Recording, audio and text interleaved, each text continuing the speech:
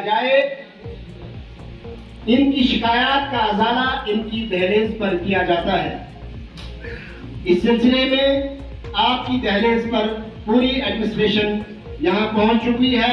लिहाजा तमाम हजरात से गुजारिश है कि सब्र तहम्मुल के साथ सब अपनी अपनी बात रखें, सबको वक्त दिया जाएगा। लिहाजा अपना कीमती वक्त आज जाया न करें। तमाम जितने भी बोलने वाले हजरात होंगे, मेरी उनसे गुजारिश है। आगे की डिमांड्स सामने रखूंगा क्योंकि हर एरिया से बोलने वाले हैं। हम मलिकपुरा में रहते हैं जनाब। वहां पर 5 साल पहले JNK बैंक अप्रूव हुआ है, लेकिन अभी तक उसकी ब्रांच नहीं खुली है। तो वो ब्रांच का खोलना बहुत जरूरी है। वहाँ के लोग जो हैं बहुत सफर होते हैं, तो जनाब वहाँ बैंक ब्रांच खुलने बहुत जरूरी है। तो उसकी गुजारिश ट्रांसफर किए गए। वहाँ पर इस वक्त टोटली 3 या 4 टीचर हैं। तो लिहाजा जनाबा वाला से गुजारिश है कि वहाँ के लिए टीचर भेजे जाएं ताकि एनरोल बढ़े, स्कूल हमारे बच्चे वहाँ पर पढ़ सकें। नंबर 3 पर मैं सर रोड्स की बात करूँगा। 3rd फेज चल रहा है रोड्स का। हमारे मलिकपुरा से जगनाला रोड है, या छाछ कताला खुरनली रोड है, या बगली से तैनला हेडक्वार्टर की रोड है, मलिकपुरा तैनला रोड। सर ये रोड स्टार्ट होनी चाहिए। सुनने में आता है कि बोल रहे हैं कि नहीं जी जमीन डोनर नहीं दे रहे हैं, जमीन अवेलेबल नहीं है, लैंड नहीं मिल रही है। तो मलिकपुरा में सबसे ज्यादा 0 पॉइंट हमारी जमीन में आता है। लगभग 1 से 1.5 कनाल हमारी जमीन आती है। मैं यहाँ ऐलान कहता हूँ कि अगर गवर्नमेंट रोड निकालना चाहती है, शुरुआत में हम हमारी जमीन में से जितनी भी रोड निकलती है हम देने के लिए तैयार हैं। कोई प्रॉब्लम नहीं है। 1.5 कनाल जमीन हमारी 1.5 किलोमीटर में हमारी जमीन आती है। आप रोड वहां से निकाल सकते हैं ताकि लोगों की प्रॉब्लम का हल हो जाए। उसके बाद सर लोगड़ा रोड का मसला है। वहां पर रोड 4-5 साल पहले निकली, लेकिन लोगों को मुआवजा नहीं मिला। लोग रोड बंद करते हैं, बाकी लोग बहुत उससे परेशान होते हैं। तो खाल तो वो रोड खोल दी गई, लेकिन लोगों को अभी तक मुआवजा नहीं मिला है। तो लिहाजा उनको मुआवजा मिलना चाहिए। उसके बाद सर मैं थोड़ा ब्लॉक की बात करूंगा। हमारे ठेकेदार हजरात ने जो पिछले जनवरी-फरवरी में टेंडर दिए, तो टाइम हमें सर्दियों में अलॉटमेंटें हुई, उसमें मैं भी एक ठेकेदार हूँ। तो हमारी अलॉटमेंटें सर दिसंबर और जनवरी-फरवरी में हुई, जबकि बर्फ लगी, काम हमारी कंप्लीट नहीं हो सके, लेकिन हमारा पैसा वापस चला गया क्योंकि काम कंप्लीट नहीं हुए तो बिलिंग पूरी नहीं हुई, पैसा वापस गया। उसकी गुजारिश है सर हमारी आपसे कि ठेकेदारों का कुछ जगहों पर साइट पर मटेरियल भी पहुंचा हुआ है, कुछ काम कंप्लीट हो गए हैं, कुछ इनकम्प्लीट हैं। तो लिहाजा वो हमारी पंचायतों का नुकसान है। जो पैसा वापस गया वो दोबारा आना चाहिए ताकि वो काम कंप्लीट हो जाए और उनको पेमेंट हो जाए। आपके नाम लेने थे, लेकिन यहाँ से घंटी बजती है। बड़े अफसोस की बात है। मैं कहता हूँ यहाँ पर एक सोशल या किसी पार्टी का स्टेट सेक्रेटरी होना चाहिए, क्योंकि किसी मुलाजिम को क्या पता है कौन किस पार्टी से, कौन किस पार्टी, कौन कैसा वर्कर है। लिहाजा हमारे पास ये जो लीडर हैं, ये जो सोशल वर्कर हैं, मैं इनको मुबारकबाद पेश करता हूँ कि यहाँ हमारे पिंगल में जब से हुकूमतें टूट गई हैं, तब से शाना बशाना अपनी अपनी जगह हर एक सोशल वर्कर कोशिश कर रहा है कि हम किस तरह डेवलपमेंट करें। लेकिन अफसोस का मकाम है यहाँ के जो छोटे मुलाजिम हैं, चाहे तहसीलदार साहब से नीचे जो भी है, अगर उनको कोई सोशल वर्कर या कोई भी सलाम करता है, उनको वालेकुम करने में बड़ी हदत होती है। जिस तरह हमारे मुल्क को आजाद करके वही आए हैं, तो हमारा हाथ उसने नहीं। बड़े अफसोस की बात है। मैं डीसी साहब को मुबारकबाद पेश करता हूँ कि पहली बार इस सरजमीन पर आपने तशरीफ रखी, और खास करके सोशल वर्करों के साथ। बाकी हमारे जो यहाँ सोशल वर्कर है, ये एक है, ये हमारी कोई हमारा कमाल नहीं है। ये हमारे अलहाज गुलाम कादर गरीपुरी साहब जो यहाँ के जिम्मेदार थे, जो यहाँ के हर फिरका के मशवरा देने वाले थे, हम उसी के सब आगे शागिर्द हैं।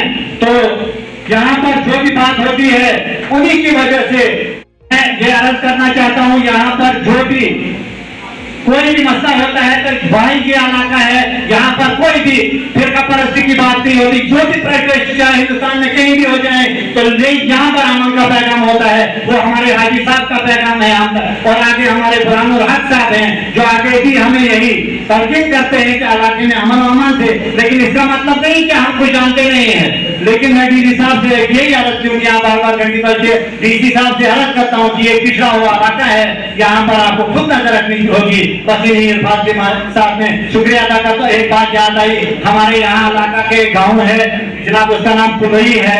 किसी भी लीडर ने या सोशल वर्कर ने नाम नहीं लिया। एक पुलई गांव है सर, वही वो गांव है 110 गांवों पर वो मुश्तमिल है। वहां पर पानी की इतनी किल्लत है कि नाले से पानी है सर, जुड़ी कहीं फंसा जाता है। तमाम इलाके के जानवर मारे हुए वहां पर होते हैं। तो वहां पर कोई भी आप चेक करा सकते हैं सर, आप किसी टीम को भेज सकते हैं। वहां पर इतनी की पानी, हमारे इलाके में सिर्फ एक गाँव है जहाँ पर कोई भी चश्मे का पानी नहीं है, सिर्फ नाले का वो भी जब फला जाता है वहां खाली होते हैं। बस इन अल्फाज के साथ मैं रुखसत होता हूँ। मैं सर मुद्दे पे आता हूँ। जो बड़े बड़े जो इस तहसील का नाम है तहसील चिली रिंगर और बलाक झकियास सर, इससे रिगार्डिंग को 4-5 इशू है, मैं उनको ही डिस्कस करूंगा। सबसे पहले सर यहाँ 2006 में ZRP बिल्डिंग ओल्ड मौलिकपुरा में बनी है, 2006 में कंप्लीट हुई है।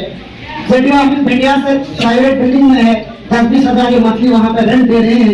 लेकिन डबल स्टोरी बिल्डिंग है सर, अगर आप उसका हाल देखेंगे, मेरे पास वीडियोज है, फोटोज है। और कई बार यहाँ डिप्टी कमिश्नर साहिबान आए, एडीएम साहिबान आए, उन्होंने वहाँ उस वक्त के जेडीओ साहिबान को, सीओ साहिबान को इंस्ट्रक्शन दी कि इसको जितनी भी रिक्वायरमेंट है उसको मेंटेन करके और जेडीओ ऑफिस को है वहाँ शिफ्ट किया जाए। दूसरा इशू तो हमारा ये है एटीएम सर्विस। इस बलाक झकियास में सर एक जेके बैंक है यहाँ झकियास में, लेकिन आपने देखा सर यहाँ टोपोग्राफी इसकी क्या है, 10 पंचायतें हैं ये, चंबल से लेकर चालक तक, तो भटियास से लेकर मलिकपुर तक एक एटीएम जो है लगाया जाए। इसके साथ साथ सर यहाँ NTPIC है, प्राइमरी हेल्थ सेंटर झकियास सर, 35 साल मेरी सर्विस उम्र है, तो हमने भी उसको वही बिल्डिंग देखा है। और 10 पंचायतों के लिए सर हमारे पास एम्बुलेंस नहीं है। हमारे सर जो भूपेंद्र जी हैं, जब वो डीसी से तब से लेकर अब तक सर हमें एम्बुलेंस नहीं मिली। जब वो NHM के वहाँ डायरेक्टर आए, हम कई बार उनके पास गए, उन्होंने भी काफी फर्ज की और वहाँ से हमें सर यही कहा जा रहा है कि वहाँ के लिए एम्बुलेंस आई है। तो अगर आई है सर, अभी तक क्यों नहीं यहाँ पर है? आज तक 108 102 है, कम से कम सर एम्बुलेंस सर्विस जो है यहाँ प्रोवाइड की जाए। इसके साथ साथ स्पोर्ट्स स्टेडियम में इससे ज्यादा उसको दोहराऊंगा नहीं, जो मुशर्रफ साहब ने कहा सर, इस हमारे पूरे बलाक झकियास में कहीं स्पोर्ट्स स्टेडियम नहीं है, जबकि लैंड हमारे पास अवेलेबल है। इसके साथ साथ सर जहाँ आप यहाँ बैठे डाक बंगला झकियास है, बड़े अफसोस की बात है। इसका सर अगर हाल देखेंगे आप शुरू से ही, इसका गेट कहाँ है, इसकी फेंसिंग कहाँ है, और अभी तक सर मैं आपको ये बताऊं, ये ऑफिशियली हैंडओवर टेक ओवर नहीं हुआ है, इसकी कोई इनॉग्रेशन नहीं हुई है। और आप सर इसकी खिड़कियां देखें, इसके शीशे देखें। अगर सर आप दूसरे छत का विजिट करेंगे, मैं भी पहली बार यहाँ आया हूँ, मैंने कहा कहीं देखेंगे बेडरूम है सर, आप मतलब हैरान होंगे, इतनी बड़ी बिल्डिंग है, हमारी ये प्रॉपर्टी है, लेकिन इसकी मेंटेनेंस क्यों नहीं है सर, ये हमें अब तक नहीं पता है। और ये भी हमें कहा गया है कि इसके लिए जितना भी फर्नीचर आया है वो एक्शन साहब तो नए हैं, लेकिन इससे पहले जो भी थे उन्होंने गुंडों में या कहीं और लगाया है, इसकी भी सर गाइड की जानी चाहिए। सर फॉल्ट आता है तो यहाँ पे जो यहाँ एडजाइनिंग जो हमारे 5-6 रेवेन्यू विलेजेस हैं वहाँ पे कट होता है, उसको हम सर पूछते हैं इसकी वजह क्या है, तो डिपार्टमेंट हमें ये कह रहा है कि सर रिसीविंग स्टेशन भटियास में 4 फीडर हैं, 4 में से 3 फंक्शनल हैं, और जो हमारा भटोली वाला फीडर है सर, इसमें 100 ट्रांसफार्मर काम कर रहे हैं सर। ये तो काफी लोड है, ऊपर से लोड शेडिंग ऊपर से ही है। तो हमारी ये गुजारिश है जो फीडर से डिफेक्ट है उसको फंक्शनल बनाया जाए, और इसके साथ साथ मलिकपुरा या स्वारा के दरमियान सर एक लिंकसेट लगाया जाए, ताकि जो हमारे चिली वाले लोग हैं वो भी सफर में हो जाएं, और हमारे जो जंगल का एरिया इसमें जाता है उनको भी सर राहत मिलेगी। ये एडमिनिस्ट्रेशन का बड़ा अच्छा इनिशिएटिव है। हर बुधवार को पूरे ज़िले में हमारे यहाँ 5 लोकेशन पर ब्लॉक दिवस हर सब में मनाया जाता है, तो वहाँ पे लोगों की जो मुश्किलें हैं उनको सुना जाता है। यहाँ पे भी हमने शुरुआत की थी, 5 हेडक्वार्टर फिक्स किए थे हमने, फिजिकल हेडक्वार्टर। उसके बाद फिर हमने इसको डिसेंट्रलाइज कर दिया, और हर हफ्ते हम किसी फारम लोकेशन से कि वहाँ पे लोगों तक पहुँचा जाए। तो आज पूरा दिन ये पूरा ब्लॉक का प्रोग्राम चला है। लोगों ने अपनी जो मुश्किलात है, जो ग्रीवेंसेस है, और कोशिश की गई है मैक्सिमम ग्रीवेंसेस का रिड्रेसल जो ऑन द स्पॉट हो सकता था उसका रिड्रेसल किया गया था। जो आगे टाइम बोर्ड मैनर जो हो सकती हैं रिड्रेसल, उनको कंसर्न ऑफिसर्स को इंस्ट्रक्शन दी गई है और इसका टाइम टू टाइम इसका रिव्यू किया जाएगा कि ये कहाँ कहाँ पहुँची है और जिन ऑफिसर्स से लिंक है वो अच्छे तरीके से इसका काम कर रहे हैं। सर इस वजह से सिविल सोसाइटी ने जो है सर इसका खैर मकदम किया है, तो टिम्बर स्मगलिंग के हवाले सर आपका क्या मैसेज है? देखिए, कोई भी इलीगल काम जो होता है वो टॉलरेट नहीं होता है और खासकर हमारा एरिया जो है फॉरेस्ट है नेचुरल ब्यूटी के साथ। नोएडा जिले में 50% से ज़्यादा एरिया फॉरेस्ट में आता है और कोई भी इस चीज़ को फॉर ग्रांटेड लेगा, एग्रीकल्चर हो या लोगों को इस तरह की चीज़ों के अंदर कोई ऐसी कार्रवाई करेगा तो उसके लिए सैंक्शन होना तो लाजमी है। ऐसे लगा है आगे भी लोग इस तरह की कोशिश करेंगे वो पीछे और आगे भी अगर कोई करना चाहे तो उसके लिए पीछे ये आया था कि कुछ कॉलेजेस हैं तो गवर्नमेंट ने लगाए कोशिश की जा रही है। हमने भी कुछ प्रोजेक्ट किया है कि खासकर जो दूर दराज के एरिया है वहाँ डॉक्टर की दिक्कत ना लगे, उसको ढूंढा ना आना पड़े। हॉस्पिटल बन चुका है, कोशिश की जा रही है तो इसका बाकी लेकर